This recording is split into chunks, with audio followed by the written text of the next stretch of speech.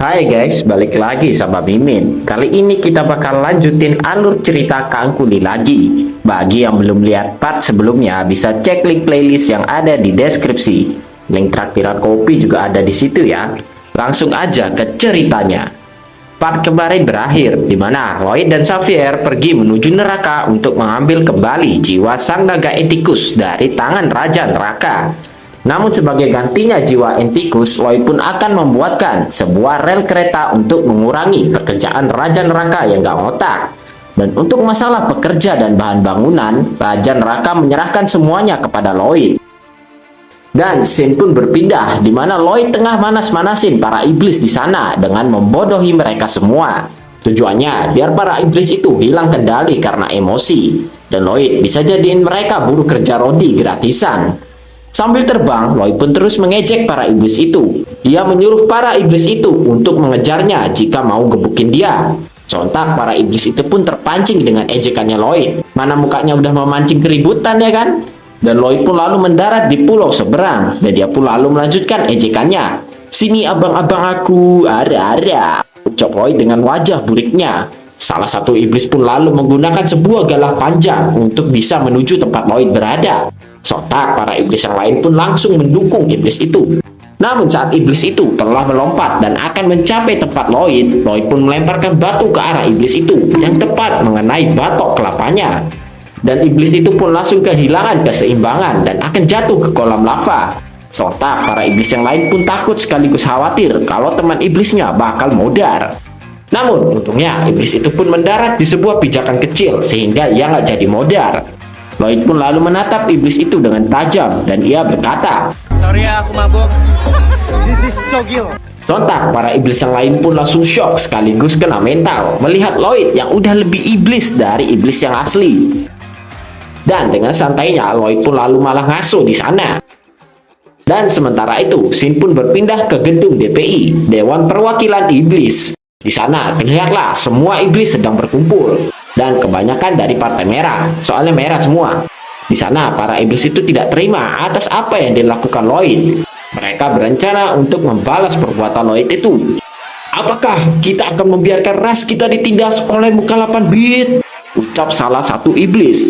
Tidak, ucap serentak semua iblis itu. Lalu iblis yang berorasi pun melanjutkan. Kita akan menunjukkan kekuatan ormas kita. Kita akan menguasai hajatan yang ada. Ya, ucap para iblis-iblis itu. Dan mereka pun semua lalu bersiap-siap untuk berperang melawan Lloyd. Di mana para iblis itu telah menunggangi kendaraan bertempur mereka, yaitu kelabang neraka. Dan terlihatlah banyak terdapat pasukan kelabang yang bergerak menuju ke tempat Lloyd. Dan sedikit informasi, kelabang neraka adalah hewan endemik asli neraka. Dan mereka memiliki kemampuan spesial, yaitu mereka dapat tahan terhadap panasnya lava. Karena itulah mereka sering dijadikan angkutan barang. Tapi kelabang neraka hanya bisa berjalan dalam garis lurus saja. Stangnya nggak ada by the way, makanya jalannya lurus. Dan mereka semua pun lalu menyeberangi kolam lava dengan isinya, berkat kelabang yang mereka punya. Namun di saat itu mereka menjadi terkejut karena di sana tidak terlihat keberadaan Lloyd. Lalu terjadi sesuatu hal yang aneh, di mana para kelabang neraka itu pun secara tiba-tiba berhenti serentak. Dan mereka seperti mulai kehilangan kendali, sehingga para iblis itu menjadi bingung dengan apa yang terjadi. Sepertinya para kelabang itu mencium sesuatu yang membuat mereka hilang kendali. Dan para kelabang itu pun serentak memasuki sebuah lubang yang terdapat di dekat sana, tanpa para iblis itu bisa hentikan. Dan goblok, karena lubangnya cuma muat sama badannya kelabang, jadi iblis yang nebeng pun palanya auto kepentok tanah di sana. Dan saat mereka telah keluar dari lubang itu, si iblis yang menunggangi kelabangnya pun auto benjol-benjol palanya. Agus lapar, Bu. Dan terlihatlah di sana, rupa-rupanya sudah terdapat Lloyd, Xavier, dan Guming yang sedang berendam air hangat. Di sana, Xavier sedang mengasah pedangnya agar lebih tajam. Dan terlihatlah si Guming yang perasaannya udah gak enak dari tadi. Iyalah, fuck kata gue teh. Lihat kedatangan iblis itu, Lloyd pun lalu menyambutnya. Wah, udah datang nih bahan bangunan. Pasti kamu nyium bau kaldu ayam masakku ya. Ternyata Lloyd menggunakan Guming untuk memancing para kelabang itu agar masuk dalam jebakannya. Lloyd pun lalu menyuruh Xavier untuk melakukan tugasnya. Gaspre, ucap Xavier. Sontak iblis itu pun langsung keringat dingin. Ia nggak tahu mau diapain sama Lloyd. Dan slash, Xavier pun langsung menebas-nebas kelabang neraka yang ditunggangi iblis itu menjadi potongan-potongan kecil. Lloyd lalu berucap, 1. Lalu datanglah korban selanjutnya. Dan sama, iblis yang datang bencol-bencol palanya. Dan Lloyd berkata, 2. Dan slash, Xavier pun menebas kelabang milik iblis itu yang masih bengong, bingung apa yang terjadi. Sungguh kasihan. Dan pembantaian itu terus terjadi, di mana setiap kelabang yang masuk ke lubang itu sudah dipastikan jadi potongan bahan bangunan. Sontak para iblis itu pun berteriak histeris karena peliharaan mereka dipotong-potong kayak gaji kalian. Dan scene pun lalu berpindah ke beberapa saat kemudian, di mana terlihatlah Lloyd yang tengah duduk di tumpukan kelabang neraka yang sudah dipotong-potong oleh Xavier. Total dari yang Lloyd dapatkan berjumlah 3.400 biji kelabang. Lloyd pun lalu berkata, bahan bangunan gratisan, cek. Dan ia pun bergumam, kaldo masaku memang mantap. Dan untuk masalah kuli Robusa, Lloyd sudah mengamankannya. Dan terlihatlah semua iblis yang sudah tunduk kepada Lloyd. Mereka jadi gercep saat melihat Lloyd memotong-motong hewan peliharaan mereka. Dan dengan membagongkan, Lloyd pun berkata, ayo kuli iblis-iblisku, kita mulai kerja rodinya.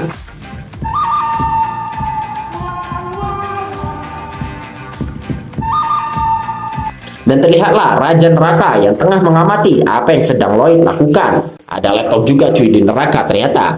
Raja Neraka merasa kagum dengan Lloyd karena Lloyd sudah mengetahui semua seluk-beluk tentang neraka. Dan bahkan Lloyd sudah menemukan untuk jalur keretanya. Raja Neraka jadi kepingin nangkep Lloyd. Kan lumayan buat nakut-nakutin jiwa di neraka yang suka main Zeus. Ia pun berpikir, andai saja dia bisa dapetin Lloyd, dia bakal jadiin Lloyd Raja Neraka yang baru. Biar dia bisa pensiun dini. Capek cowok. Dan terlihatlah para iblis itu yang sudah memulai pekerjaan konstruksinya. Di mana mereka memulai untuk membuat fondasi bagi rel keretanya. Walaupun banyak iblis yang udah kena mental sama Lloyd, tapi tetap aja ada iblis yang ngeberontak. Nih contohnya iblis Gen Z, di mana iblis ini mencoba untuk melarikan diri. Namun Lloyd punya CCTV yang bahkan lebih bagus dari tetangga kalian. Jadinya iblis itu pun berhasil ditangkap dan disuruh kerja rodi lagi. Para iblis itu pun mulai berontak dan melakukan aksi demo. Kami mau hak kami dipenuhi. Turunkan harga bensin. Rokok-rokok kopi mana gak dikasih. Gimana mau bangun candi kalau kayak gini? Ucap para iblis itu yang ngamuk-ngamuk minta tuntutannya dituruti. Namun Lloyd sudah menyiapkan rencana untuk masalah demo kayak gini. Di mana Lloyd membawa seorang penceramah terpandang, yaitu Haji Ahmad Xavier. Di mana dengan ceramah no jutsunya ia bisa membungkam semua iblis itu. Kalian memang iblis yang soleh, ucap Xavier. Para iblis itu pun langsung kehilangan niat mereka buat demo dan langsung lupa apa tuntutan mereka tadi. Namun ceramah no jutsu juga ada batasnya. Dan kita pun diperlihatkan seorang iblis kakek-kakek yang terjatuh akibat kelelahan saat bekerja. Iblis yang masih muda pun menghampiri iblis kakek itu. Ya ampun kek, gak apa-apa kan, ucap iblis itu. Sementara Lloyd pun melihat kejadian itu. Dan Lloyd pun menghampiri mereka. Lloyd lalu mengulurkan tangannya kepada iblis kakek-kakek itu. Sini kek, ucap Lloyd. Lloyd pun lalu memegang tangan kakek iblis itu, yang membuat iblis satunya menjadi tersentuh. Namun oi tua bangka, gak usah caper jadi kakek-kakek ya. Emang kalau kakek capek saya percaya gitu. Orang badan kakek aja berotot ya kan. Badan yang nonton aja pada buncit, kalah sama kakek, ucap Lloyd. Lloyd lalu memegang tanduk iblis satunya, dan ia juga ngamuk-ngamuk sama iblis itu. Tadi lo udah makan gaji buta ya 5 detik buat bantuin itu kakek. Jadi kerjaan lo gue tambah jadi 5 jam. Makan tuh sok baik, ucap Lloyd yang sadis. Sementara kakek iblis itu udah nge-freeze kena mental. Lloyd pun lalu meninggalkan gua iblis itu yang menangis abis dizolimi sama Lloyd. Semoga Anda masuk Indosiar biar dibikinin film azab, ucap iblis itu yang merasa dizolimi. Namun karena memang dasarnya iblis, mereka berdua malah jadi seneng sama Lloyd. Mereka berkata kalau Lloyd adalah sosok iblis yang patut dicontoh. Dan lama-kelamaan para iblis yang lain pun jadi suka sama Lloyd karena tingkahnya yang iblis kebangetan. Sampai-sampai iblis yang lain aja pada insecure. Mereka semua jadiin Lloyd sebagai panutan mereka yang wajib dicontoh dan dipelajari. Jadi idolnya para iblis lah. Dan scene pun lalu berpindah ke suatu tempat yang dekat dengan proyeknya Lloyd. Di sana terlihatlah sebuah jiwa yang sedang terduduk sendiri. Dia menjadi ternotis saat mendengar suara seseorang. Sepertinya ia mengenali suara orang tersebut. Dan karena rasa penasarannya, ia pun lalu mengintip ke arah sumber suara. Dan rupa-rupanya suara orang yang ia kenali merupakan suaranya si Lloyd yang sedang jadi mandor kerja Rodi. Kerja yang bener, soalnya kalian gak dibayar. BPJS, jangan berharap, ucap Lloyd. Di saat itu, dia pun terkejut saat melihat keberadaan Lloyd. Sementara si Lloyd terus ngoceh-ngoceh kepada para pekerja iblisnya. Kalau mereka boleh kok istirahat, tapi kalau udah nggak nafas alias modiar, baru boleh mereka istirahat. Istirahat yang terakhir tapi. Dan terlihatlah wujud jiwa yang tengah memperhatikan Lloyd itu. Ayo, mirip siapa? Jiwa itu berkata, kenapa si bajingan itu bisa ada di sini? Ya, rupa-rupanya jiwa itu adalah jiwa asli dari tubuhnya Lloyd. Dan kita lalu dijelaskan beberapa tahun yang lalu saat Kim Soo-ho baru memasuki dunia ini dengan mengambil alih tubuhnya Lloyd Frontera. Ternyata jiwa Lloyd yang asli melihat semua kejadian itu, di mana secara tiba-tiba tubuhnya diambil alih oleh seseorang. Dia pun menjadi murka dan hendak ingin mengambil kembali tubuh miliknya itu yang sudah diambil oleh Kim Soo-ho. Namun, saat jiwa Lloyd yang asli hendak mendekati tubuhnya, ia pun menabrak sebuah penghalang yang melindungi tubuhnya itu. Sontak, jiwa Lloyd yang asli pun menjadi kebingungan dengan apa yang terjadi. Ia berpikir, apakah orang yang mengambil tubuhnya ini adalah titisan Dajjal atau bukan? Namun jiwa Lloyd yang asli tidak bisa melihat notifikasi sistem yang Soo-ho punyai, sehingga ia menganggap pencuri tubuhnya atau Kim Soo-ho adalah orang gila. Namun di saat itu, tiba-tiba sebuah portal pun terbuka di belakangnya, dan keluarlah Shinigami atau malaikat pencabut nyawa dari portal itu. Sontak, jiwa Lloyd yang asli pun langsung ketakutan. Astagfirullah, malaikat Israel, ucap Lloyd. Namun saat melihat jiwa Lloyd, Shinigami itu pun menjadi kebingungan. Ia pun lalu mengecek aplikasi gosennya. Ia berucap, halo Pak Bos, aplikasinya nggak error kan? Soalnya saya langsung ke sini habis dapat notif COD jiwa. Kok yang kayak ini beda dikit ya Pak Bos? Soalnya warnanya merah ya, nggak kayak yang lain, kayak warna banteng. Loh, di list kematian nggak ada tak Bos? Kok iso ya? Pantes ya Pak Bos, soalnya pas sampai sini udah jadi hantu aja.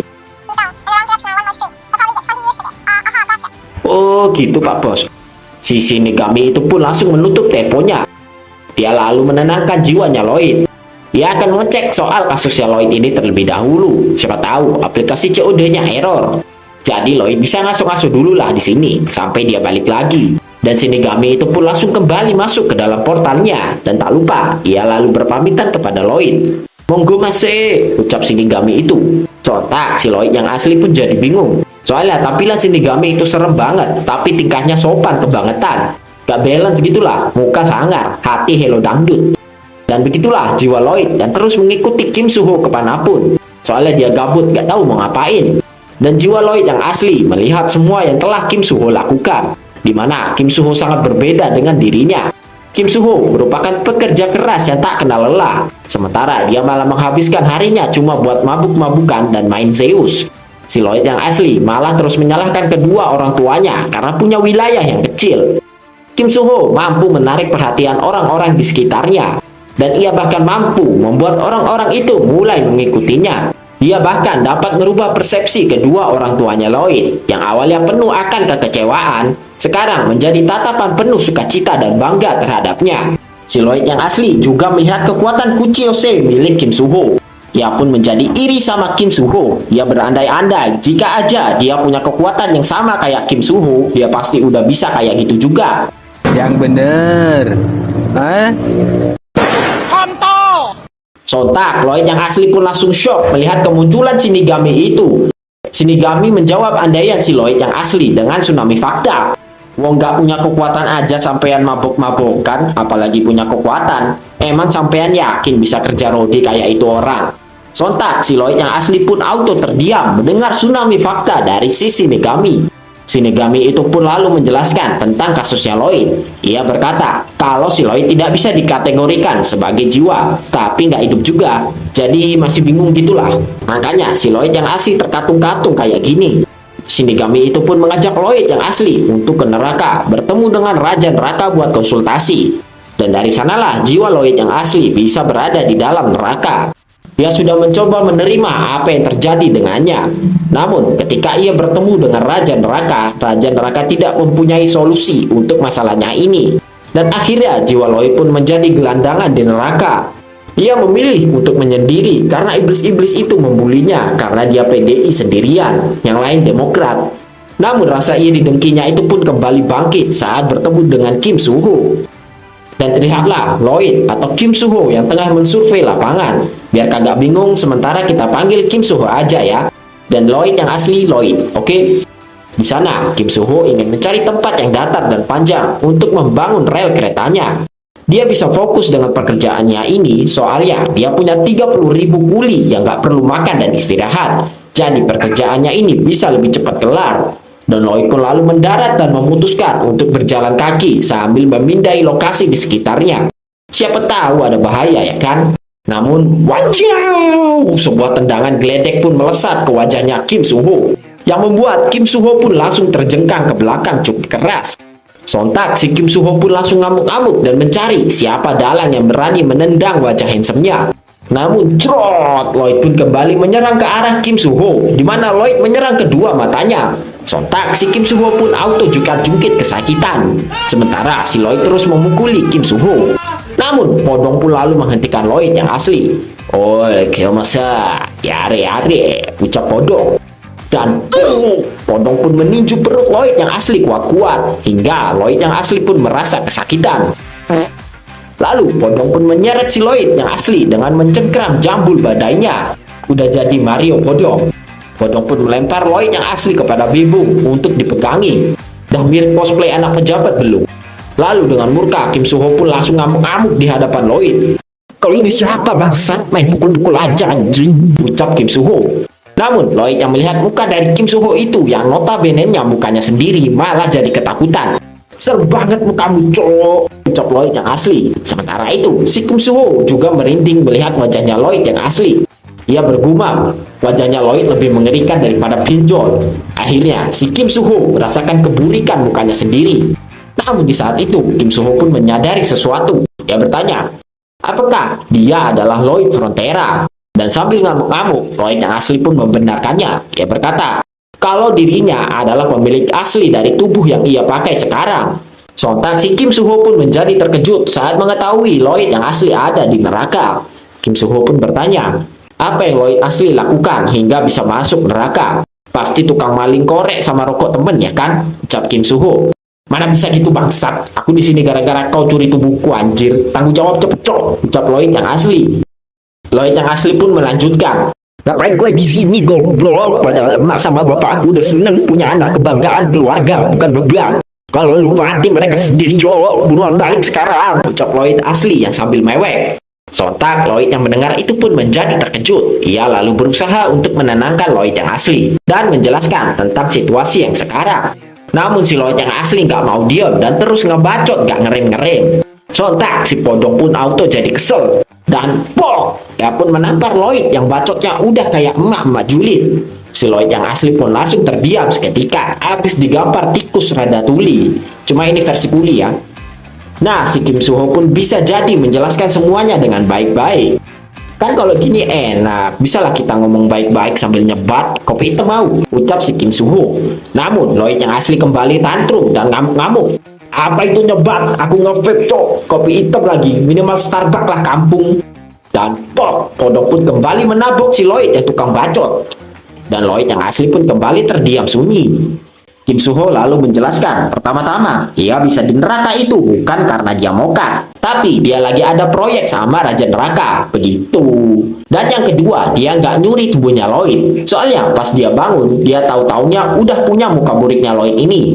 Namun si Lloyd yang asli tidak mempercayai perkataan Kim Soo-ho. Dia pun bertanya, memang siapa sebenarnya kau ini? Kim Soo-ho pun lalu menjelaskan identitas aslinya. Dia adalah seorang pemuda yang belajar teknik sipil di sebuah negara yang bernama Korea Selatan. Sontak si Lloyd yang asli pun langsung terdiam mendengar penjelasan Kim Soo-ho. Dan sementara itu, scene berpindah ke Xavier yang menjadi mandor di proyek neraka ini. Di mana dengan pendengarannya yang sangat tajam, Xavier dapat mendengar percakapan Kim Soo-ho dengan seseorang. Namun setelah berpikir untuk sesaat, Xavier tersadar bahwa yang Kim Soo-ho ajak bicara adalah Lloyd yang asli. Bagaimana Xavier tahu? Ya karena dia ingatlah nada dan omongan kasar dari Lloyd yang asli. Nah, si Lloyd yang asli kan terus ngebacot. Jadi Xavier langsung sadar kalau itu Lloyd. Dan Shin pun lalu kembali ke tempat Kim Soo-ho dan Lloyd yang asli, di mana Lloyd yang asli terus aja ngebacot gak jelas dan menyalahkan Kim Soo-ho atas apa yang terjadi kepadanya. Lloyd pun lalu mengusulkan satu solusi untuk masalah ini. Dan dengan wajah 8 bitnya, Kim Soo-ho berkata, karena bantuin si Lloyd gak ada duitnya, jadi mending mereka urus aja kehidupan masing-masing. Toh lagian si Lloyd yang asli beban keluarga ya kan? Sontak Lloyd asli yang mendengar itu pun langsung terkejut mendengar perkataan Kim Soo-ho. Lalu Kim Soo-ho pun mengajak semua gengnya untuk pergi meninggalkan Lloyd yang asli sendirian. Sontak Lloyd yang asli pun tidak terima diperlakukan seperti ini oleh Kim Soo-ho dan dia pun mencoba menghentikan mereka. Namun Podong pun kembali menampol Lloyd yang asli biar diam. Lloyd yang asli pun hanya bisa mewek aja tanpa bisa melakukan apapun. Kim Soo-ho yang mendengar si Lloyd mewek pun langsung menoleh ke arahnya. Dan terlihatlah si Lloyd yang udah banjir air mata, ciri khas beban keluarga kalau minta airok. Namun Kim Soo-ho yang melihat itu pun teringat kalau Lloyd tetaplah anak kandung dari Kon Frontera dan istrinya. Jadi mau nggak mau Kim Soo-ho harus bantuin si bocil kematian itu. Kim Soo-ho lalu mengangkat Lloyd Frontera dan ia bertanya, apa yang harus ia lakukan biar Lloyd gak mewek terus. Namun Lloyd malah menjawab sambil ngegas, pakai nanya, pikir sendiri blok. Dan plak, Lloyd pun menyentil dagu si Lloyd yang songong habis. Lloyd pun ngamuk-ngamuk, ia bertanya, ngapain dia disentil? Kim Soo-ho membalas, lagian mau dibantuin malah songong, goblok memang. Kim Soo-ho pun lalu memasukkan Lloyd ke dalam kantong jasnya, yang meminta Lloyd yang asli untuk diam sementara di situ. Kim Soo-ho akan menyelesaikan proyeknya dulu, baru mereka cari solusi buat masalah ini sama-sama. Namun si Lloyd yang asli nggak terima dimasukin kantong jas, emang tisu galon, pada bau lagi ya kan? Namun di saat itu Lloyd yang asli pun langsung terdiam ketakutan saat ia menyadari semua hewan kuciyose milik Lloyd sedang menatap tajam ke arahnya. Guys, kasih pelajaran buat orang songong. Siap komandan. Kim Soo-ho pun berpikir bahwa ia harus segera menyelesaikan proyek kali ini biar si Lloyd yang asli nggak tantrum terus. Proyek Kim Soo-ho ini memiliki panjang 110 km, di mana proses pekerjaan pondasi tahap pertama telah rampung dan akan langsung berlanjut ke tahap kedua, di mana batuan yang terbuat dari piroklastik pun disebar sedemikian rupa hingga membentuk sebuah jalur rel. Dan setelah tahap kedua selesai, maka tahap ketiga pun akan langsung dikerjakan, di mana susunan bantalan rel yang terbuat dari anyaman kaki para kelabang pun akan disusun dengan rapi. Lalu tahap keempat, rel kereta yang terbuat dari cangkang kelabang yang telah dibuat Xavier pun akan dipasang hingga membentuk sebuah jalur rel kereta. Lalu tahap kelima pun akan dilaksanakan, di mana sekarang Podonglah yang akan mengambil alih, di mana Podong akan menekan bagian rel yang telah disusun itu dengan lompat-lompat sehingga setiap bagiannya menyatu. Namun ada kekurangan dalam proyek kali ini karena Lloyd gak pakai metode modern. Maka saat nanti relnya jadi, para iblis yang pakai rel ini pun akan merasakan pengalaman perjalanan paling buruk, di mana saat mereka berjalan mereka akan merasakan guncangan karena relnya yang tidak rata. Dan sudah pasti para iblis bakalan mabok sampai tipes kayak kena setela jeruk. Tapi bodo amat lah, yang penting proyek kelar, ucap Kim Soo-ho. Inilah contoh mandor Konoha. Kim Soo-ho pun lalu menyuruh Xavier untuk mengawasi proyeknya karena ia akan berkeliling. Dan Xavier pun mengiyakannya. Sementara itu, Lloyd yang asli yang ada di kantong jasnya Kim Soo-ho pun merasa begitu heran. Ia memang tahu kalau Kim Soo-ho adalah seorang pekerja keras. Namun ia tidak menyangka kalau Kim Soo-ho dapat bekerja sebulan penuh tanpa istirahat. Lloyd yang asli jadi bingung. Apakah Kim Soo-ho tidak pernah memikirkan me time, rokok kek, ngudut kek, atau main gaplek kek? Kayaknya dia nggak pernah kepikiran kayak gitu, bumamnya. Dan Lloyd yang asli pun kembali teringat perkataan Shinigami yang penuh akan tsunami fakta. Namun ujung-ujungnya si Lloyd yang asli tetap dengan pemikirannya, di mana Kim Soo-ho adalah orang yang jahat yang telah mengambil alih tubuhnya. Tunggu saja nanti, pasti keluar sifat aslinya, ucap Lloyd asli yang sedang menghibur diri sendiri. Dan sementara itu, si Podong pun terus melakukan tugasnya, di mana ia berloncat-loncat untuk meratakan setiap bagian rel. Guncangan yang dihasilkan oleh lompatan Podong itu cukup besar, sehingga lokasi di sana pun menjadi bergetar. Dan kita diperlihatkan sebuah kolam lava yang cukup besar. Dari sana muncul sebuah suara dari sosok tidak dikenal. Sosok itu terbangun akibat guncangan keras yang ditimbulkan Podong. Padahal ia baru aja tidur bentar banget, cuma 20.000 tahun. Udah berisik ay tetangga, kan heran ya. Dan Podong pun terus melanjutkan pekerjaannya itu dengan penuh semangat. Sehingga guncangannya terjadi pun menjadi lebih intens. Dan suara dentumannya pun semakin membesar. Sosok yang berada di dalam kolam lava itu pun akhirnya merasa jengkel akibat tidurnya diganggu. Dan boom, sebuah makhluk raksasa pun lalu muncul dari kolam lava itu. Ia berkata, Berisik goblok. si Lloyd yang lihat makhluk segede gitu bukannya takut, dia justru malah ngamuk karena monster itu bangun pas dia lagi ngerjain proyeknya. Kok lu malah bangun di sini goblok? Ucap Lloyd. Sontak monster itu pun protes. Wong dia yang jadi korban kok malah disalahin. Gue yang salah goblok, malah nyalain orang su. Ucap monster itu. Para iblis yang lain pun auto berlarian karena mereka takut terhadap monster itu. Monster itu bernama Dunkleos. Seharusnya Dunkleos terbangun 100.000 tahun lagi. Tapi gara-gara proyeknya Lloyd, jadinya si Dunkleos ngamuk duluan. Dan wush, si Lloyd pun langsung kabur secepat kilat saat mengetahui fakta tersebut. Sontak para iblis pun auto kaget. Kok Lloyd udah ada di situ aja? Anjir cok, kaburnya cepet banget, ucap para iblis itu. Dunkleos lalu melihat proyek rel kereta yang dibangun Lloyd. Ia berspekulasi bahwa karena inilah yang bikin dia terganggu. Dan Dunkleos pun akan menghancurkan apapun yang mengganggunya. Dan boom, Dunkleos pun menghancurkan rel kereta yang sudah dibangun Lloyd. Mampus, proyek pemerintah gak guna, buang-buang APBN aja. Ucap Dunkleos. Si Lloyd pun auto berhenti mendadak saat proyek yang susah-susah ia buat malah dihancurin sama iblis lava gemoy. Lloyd pun langsung berbalik arah dan berteriak-teriak ngamuk ke Dunkleos. Woi bangsat, memang kau pikir bangunnya gak pakai duit ha? Giliran gak dibangun apa-apa, nyalain pemerintah, dasar tolol, ucap Lloyd. Dunkleos pun menjadi kesal dengan perkataan Lloyd itu. Ia pun lalu membalas. Lah, suka hatiku lah bangsat. Lagian aku yang pegang wilayah sini, uang keamanan aja gak ada kok. Ucap Dunkleos. Para iblis yang menyaksikan itu pun menjadi senang karena mereka bisa dapat tontonan gratis. Anjir cok, lebih seru dari debat capres. Aku pick yang gemoy, ucap para iblis-iblis itu. Dunkleos selalu berkata, Masa pemerintah sok keras, mau disingkut kayaknya. melihat itu, Lloyd pun lalu menggunakan jurus terkuatnya, yaitu manggil Xavier. Xavier, sini cowok, ucap Lloyd. Dan dengan secepat kilat, Xavier pun langsung menghampiri Lloyd. Lalu dengan penuh amarah, Lloyd menyuruh Xavier untuk melawan makhluk sok gemoy di hadapan mereka ini. Pentung palanya sampai insyaf, ucap Lloyd. Oh ya, kita panggil Kim Suho Lloyd aja ya. Tapi kalau ada jiwa Lloyd yang asli, kita balik lagi panggil Kim Suho. Lanjut. Namun Xavier hanya terdiam saja tanpa melakukan apapun.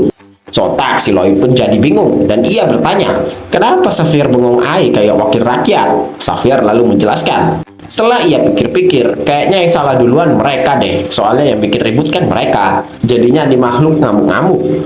Tapi aku tetap rugi cok. Habis keringatku tuh bikin rel anjir malah dipijak makhluk sok gemoy, ucap Lloyd. Sontak para iblis yang lain pun bergumam. Kerja aja enggak, sok paling capek. Namun di saat itu Dunkleos pun mengangkat kakinya dan akan memijak Lloyd dan Xavier. Dan boom, terjadilah guncangan dahsyat saat Dunkleos memijakkan kakinya. Serangan Dunkleos itu mengakibatkan tanah di sana pun langsung hancur dan membuat para iblis di sana kocar-kacir. Ya iblis, tolong hamba, ucap iblis-iblis itu.